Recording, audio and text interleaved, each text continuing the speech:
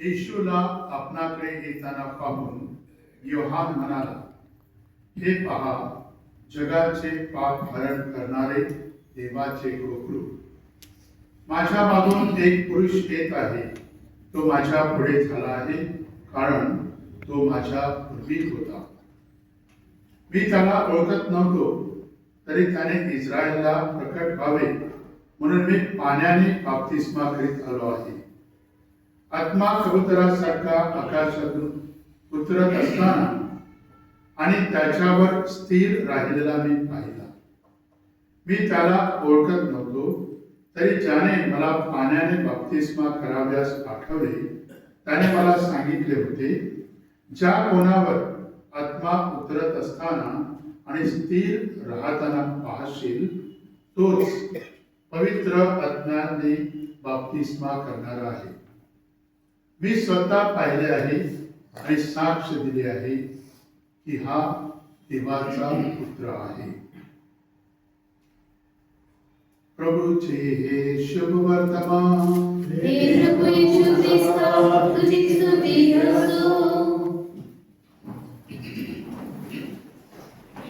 English मध्ये वेगवेगळ्या नावानं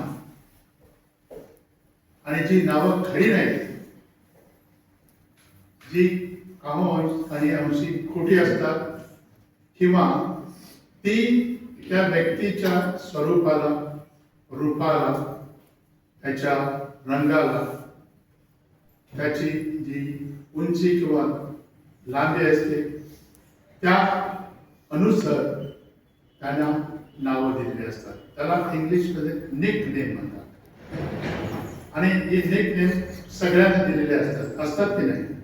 लहानपणापासून एक तर शाळेमध्ये तुमचे मित्रमंडळी नावं ठेवले किंवा घरामध्ये, किंवा अशी नावं असतात की ती व्यक्ती, तो संबंध नसतोच. उदाहरणार्थ, माझ्या मोठ्या आत्तीचा मुलगा माझ्या वडिलांना मामा म्हणत होता.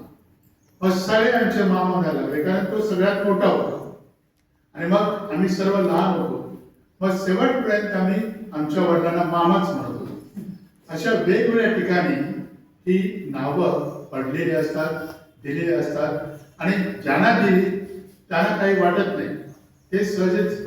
परंतु काही नावं ही फार विचित्र असतात आणि ती आवडत नाही. विशेष करून आपल्या सहवासामध्ये आपण ज्यावेळी मित्रमंडळीमध्ये होतो, मी एक अनुभव सांगतो की आम्ही कॉलेजमध्ये होतो, फर्ग्युसन कॉलेजमध्ये. आमचा एक मित्र होता, जगदीप, म्हणजे संदीप त्याचं नाव होतं आणि त्याचं आडनाव होतं जगताप. आणि त्याच्या घरी आम्ही प्रत्येक वेळी भेटत होतो, कॉलेजला जाते वेळी, परत येते वेळी. परंतु त्यांचे वडील फार सुशिक्षित आणि सभ्य व्यक्ती होते आणि आम्ही त्यांच्या पहिल्या मजल्यावरती जाऊन मग आम्ही जोक सांगणार किंवा काही वाचन करणार. परंतु आम्ही कुठल्याही त्या मित्राला चांगल्या नावाने बोलत होतो. सुनील असतात तर सुनील, अनिल असतात तर अनिल, ही सगळी नाव, सतीश, सत्या. तर हे त्यांच्या वडिलांनी ऐकलं आणि आम्ही ज्यावेळी एकदा अशीच मजा करत होतो त्यावेळी ते आले आणि ते म्हणाले, काय रे तुम्ही फर्ग्युसन कॉलेजमध्ये, अशा मोठ्या कॉलेजमध्ये तुम्ही शिकता आणि तुम्हाला चांगली नावं दिलेली आहेत तुमच्या आईवडिलांनी, काय तो सत्या आणि काय तो अनिल आणि काय तो सोन्या, हे काय, तुम्ही सुशिक्षित विद्यार्थी आहात. आम्हाला फारच वाईट वाटलं. तेव्हापासून आम्ही त्यांना सुन्या आणि बोलायचं बंद केलं. आम्ही त्यांना सरळ अनिल म्हणतो. परंतु काही अशा घटना आहेत की आपण सहजच बोलत जातो आणि त्याचं दुःख मात्र आणि त्याचा परिणाम फार मोठा होतो. तसाच एक मित्र होता, लग्न झालं आणि बिचारा बॉल्ड होता, त्याला केस जास्त नव्हते आणि तो टाटामध्ये काम करत होता. लग्न व्यवस्थित झालं आणि त्याची पत्नी आणि तो एका फ्लॅटमध्ये राहत होते पुण्याला. चांगलं चाललं होतं आणि तो आंघोळीला गेला आणि परत आला आणि मग त्याची पत्नी स्वयंपाक करायला गेली आणि जिथे तो कपडे बदलत होता तिथे ती उशी होती. ती उशी त्याने सहज काढली आणि त्याच्यामध्ये पत्र होतं. तिने आपल्या आईला पत्र लिहिलं होतं की सर्व काही ठीक आहे, आणि शेवटी तिने लिहिलं होतं की टकलू चांगला आहे. आता हा सुशिक्षित मुलगा होता, आमचा फ्रेंड होता, काम करत होता, एक फ्लॅट होता, एक कार होती. त्याला ते एकदम खटकलं. तेव्हापासून त्यांचं रिलेशनशिप ते बिघडलं, ते आज त्याला तो कधीच त्या व्यक्तीला माफ करू शकला नाही. तर असे सुद्धा म्हणजे नावं आहेत की एखादा व्यक्ती थोडा रंगाने तारा असेल, तुम्ही लगेच काय म्हणता, हे चांगलं नाही. एक उंचीला करणे. आता मी आणि माझे सहकारी आम्ही नाशिकवरून बीडपर्यंत चालत आलो होतो आणि गेवराईमध्ये आम्ही राहिलो. 1982ची गोष्ट आहे. आणि आम्ही ज्यावेळेस चाललो होतो तो हा थोडा उंच होता, आम्ही थोडा गिड्डा होतो, आणि ते पिक्चर आलं होतं लंबूजी आणि छोटू जे ते आम्ही पाठीमागे चाललो होतो. रेकॉर्डिंगची मुलं आमच्या पाठीमागे येत होते आणि ते गाणं होतं ते लंबूजी छोटूजी असं काहीतरी म्हणतात. तर आम्हाला काही वाटलं नाही ते, कारण त्यांच्याकडे जास्त लक्ष दिलं नाही. काही लोक लक्ष देत नाहीत, काही लोक लक्ष देतात. परंतु आजच्या वर्तमानामध्ये योहान ज्यावेळी येशू ख्रिस्ताला पाहतो त्यावेळी तो काय म्हणतो, हा येशू ख्रिस्त आहे पहा म्हणत नाही. हा नाझरेतकर येशू आहे पहा म्हणत नाही. काय म्हणतो, हे पहा देवाचे कोकरू, जगाची पापे दूर करणारे. आणि ह्याच्यामध्ये एवढे काही आहे अर्थ की आपण किती विचार केला तरी ते संपणार नाही. कोकूर म्हणजे काय आणि कोकूर कशापासून कुठून आले, आपण जुन्या काळामध्ये ऐकलेलं आहे. हे कोकरू जे आहे ते ज्यावेळी इस्रायल प्रवास करत होते आणि करायच्या अगोदर ते कोकरानं मारत होते. कारण त्यावेळी तुमचा 1 वर्षाचा मुलगा हा तुम्ही काय केला पाहिजे, देवासाठी अर्पण केला पाहिजे. त्याच्या बदले ते काय करत होते की कोकराला मारत होते.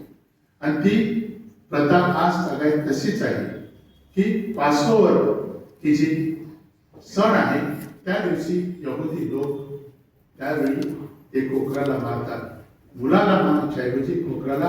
आणि त्यावेळी इस्रायल ज्यावेळी तिथून निघाले त्यावेळी देवाने सांगितले की प्रत्येक आपला यहुदी आहे, ज्यू आहे, त्यांच्या घराला इस्रायली आहे, त्याच्या घरावरती हे काय करा, तुम्ही रक्त दाखवा किंवा एक चिन्ह करा, जेणेकरून ते घर वाचलं जाईल. आणि जे शत्रू आहेत, जे अन्याय करत आहेत, त्यांना मात्र संपवलं जाईल. म्हणून हे करत आहेत. म्हणजे तिथून सुरुवात होते कोकराची. आता तुम्ही जर पाहिलं तर जवळजवळ 10,000 वर्षाच्या अगोदर ही जी कोकरं होती ती आपलं संरक्षण करण्यासाठी उंच पर्वतावरती जात होती. तुम्ही ते नॅशनल जॉग्राफिक मध्ये बघितलं तर तुम्हाला कळून चुकेल की किती उंच जातात आणि अशा डोंगरावरती, अशा खडकावरती बसतात की आपण कल्पना सुद्धा करू शकत नाही की ते त्यांचा बॅलन्स कसं करावं, तोल कसं करावं. तिथे कोणीही जाऊ शकत नाही. परंतु ते तिथे वरती चढतात कशासाठी, एक तर संरक्षण करण्यासाठी आपलं, आणि किंवा तिथे जे त्यांना जे गवत मिळत होतं खडकावरचं ते त्यांना फार गोड लागत होतं, त्याच्यामुळे ते चढत होते. मग पाठीमागून जरी वाघ आणि सिंह किंवा बिबट्या गेला तरी ते सापडत नव्हतं. परंतु काही वर्षानंतर ह्या कोकरांना खाली आणण्यात आणि माणसासारखं वागवण्यात आलं. तेव्हा मात्र त्यांना त्यांच्या संरक्षणासाठी त्यांच्याकडे काहीच नव्हतं. स्थिती ही आपल्या कोकराची झाली. येशू ख्रिस्त कुठे होता? योहान सांगतो तो माझ्या अगोदर होता. आणि योहानाच्या पहिल्या म्हणजे अध्यायामध्ये आपण पाहतो देव शब्द होता. तो देवास बरोबर होता आणि तो देव होता. आणि हा देव तो पोखरू म्हणून आणला आणि त्याला संरक्षणासाठी काय होतं का? मारले गेले. कोणीही गेलं नाही त्याला वाचवण्यासाठी. म्हणून ज्यावेळी पोखरावरती हल्ला होतो कोल्ह्याचा किंवा लांडग्याचा, तिथे कोणच नसतं आणि त्या पोखराला दुसरं संरक्षणासाठी त्याच्याकडे काहीच नसतं. जणू काय एक बिबट्या येतो आणि शेळीला उचलून घेऊन जातो, त्या शेळी संरक्षणासाठी काहीच नसतं, तो प्रतिकार करू शकत नाही. तशीच ही स्थिती येशू ख्रिस्ताचीच आहे की ज्यावेळी तो माणसामध्ये आहे, माणूस झाला, त्यावेळी मात्र संरक्षणासाठी त्याच्याकडे काहीच नाही. ना तलवार होती, ना बंदूक होती, ना त्याचे शिष्य होते, ना त्याचे नातलग होते, कोणीही आलं नाही. परंतु त्या हेतूनच प्रभू येशू ख्रिस्त देव माणूस झाला होता. कारण त्याला माहित होतं की जर तारण करायचं असेल तर मला पोखरासारखं बघा, म्हणजे त्याला कुठेच संरक्षणासाठी संधी नाही. आणि म्हणून ह्या पोखराने आम्हाला वाचवलेलं आहे पापात. काय देऊ? खंडणी. आपण खंडणी बघतो ना, एखाद्याला जर पळून नेलं आणि ते मग त्याच्या आईवडिलांकडे मागतात की एवढे एवढे लाख रुपये दे, मग तुझ्या मुलाला किंवा तुझ्या मुलीला मी सोडतो. आणि ते लाख दिल्याशिवाय ते सोडत नाही, त्याचे त्यांचं मग मृत्यू खून करतात. तसंच येशू ख्रिस्ताचं झालं की स्वतःहून त्याने खंडणी दिली. कुणासाठी? आम्हा सर्वांच्यासाठी, की आपला जीव त्याने आमच्या पापांकरिता दिला आणि आम्हाला वाचवलं.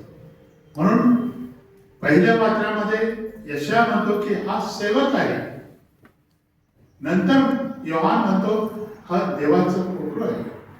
आणि हे दोन्ही आमच्यासाठी फार महत्वाचे आहे. जर कोणीतरी विचारलं तुम्हाला तुम्ही कोण आहात, तुम्ही काय म्हणता? मी हा आहे, मी अनिल आहे, मी व्हॅलेंट आहे, मी पीटर आहे, मी श्याम आहे, असं म्हणतो. आपण म्हणतो का मी ख्रिश्चन आहे, मी ख्रिस्ताचा अनुयायी आहे? म्हणतो का?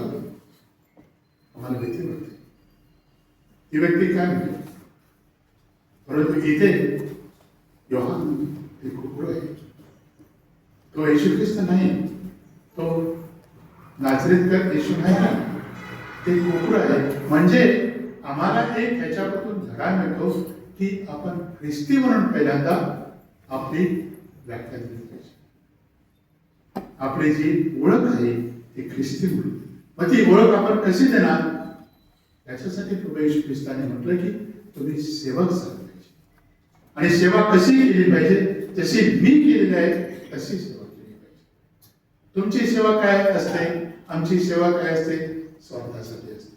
आपण सेवा करतो तात्पुरती असते, तिथे मर्यादा असते. परंतु येशू ख्रिस्ताच्या सेवेमध्ये मर्यादाच नव्हती, त्याच्या प्रेमामध्ये मर्यादा नव्हतीच. अनकंडिशनल, तिथे कंडिशन नव्हतीच. तू माझी सेवा कर, मी तुझी सेवा कर. तू मला मान दे, मी तुला मान दे. You respect me, I respect. येशू ख्रिस्तामध्ये ही फिलॉसॉफी होती. तो सगळ्यांना रिस्पेक्ट देत होता आणि रिस्पेक्ट जास्त कोणाला देत होता? जे वाईट टाकलेले आहेत, जे नाकारलेले आहेत, ज्यांच्याकडे लोक पाहत सुद्धा नाही, ज्याला तुच्छ म्हणतात,